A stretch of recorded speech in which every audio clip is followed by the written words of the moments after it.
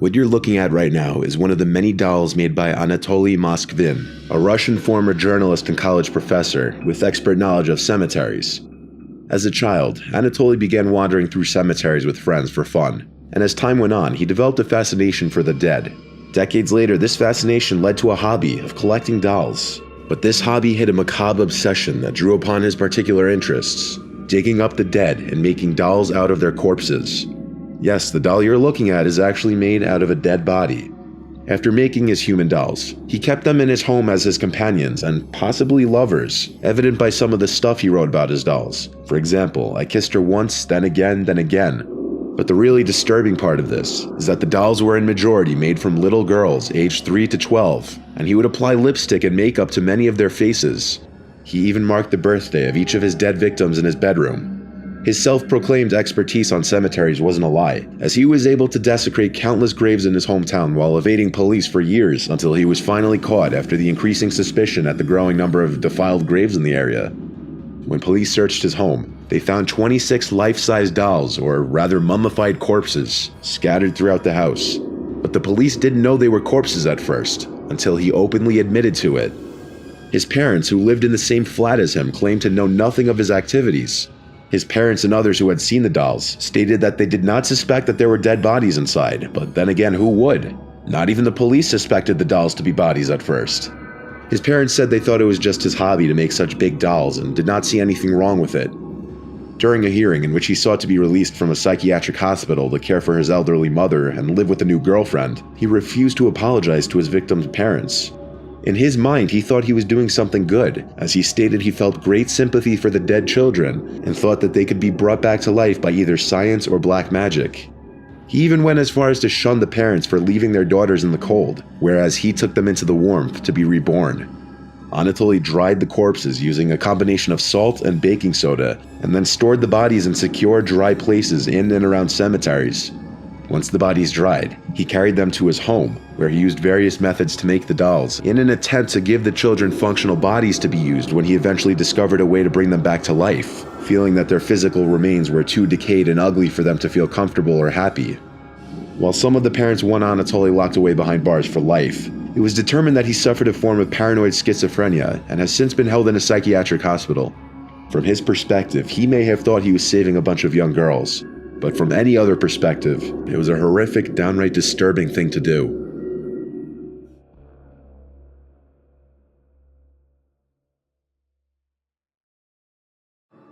The picture you're looking at right now is of Amy Reeves and her baby sister. The backstory behind this picture isn't as cute and wholesome as one would imagine. On this day, Amy was taking her sister out trick-or-treating for Halloween. Amy lives in the backwoods of Texas.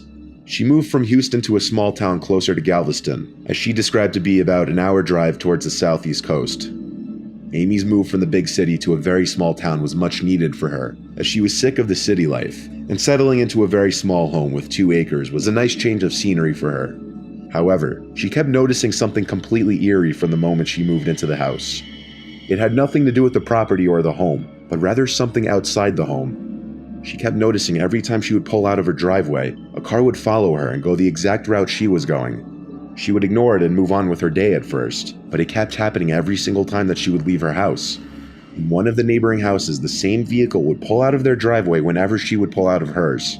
She very soon started to suspect that there were some ill intentions there. However, for a while, she kept ignoring it and still moved on with her day, hoping it would stop eventually. When she was returning home from work one day, something in her gut told her to take a different route home, so she listened to her gut and took a different route. Instead of taking the highway, she took the service road towards the entrance of her little neighborhood. Instead of driving straight through the neighborhood to take a left, she took a slightly sharp right at the entrance and took a 3-minute longer route back home. But even on this detour, she eventually spotted the same vehicle in a rearview mirror. As she started to speed away to try to escape the car, it started flashing her aggressively. Eventually, she makes a left turn and the car doesn't seem to follow. She proceeded home, and just as she thought she was safe and the stalker wasn't around, she realized she was wrong.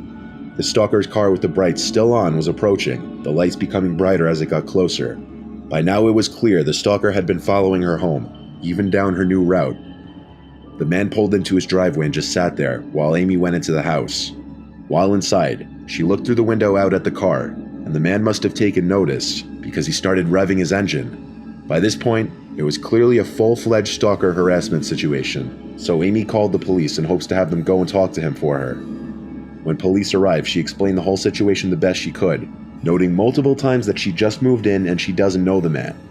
The police went over to the man's house to talk with him. Meanwhile, Amy went to her restroom, but she was yet to be under the realization that she had left the back door unlocked when she went outside to smoke a cigarette not too long ago.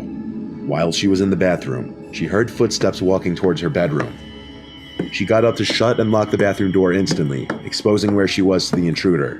And seconds later, there was a knock on the wall separating the bathroom and her bedroom. Even though it was fairly obvious her cover was already blown, she remained as quiet as she could. The thought that maybe it could have been one of the police officers came up in Amy's head, but after one look out the bathroom window, that idea was out the window.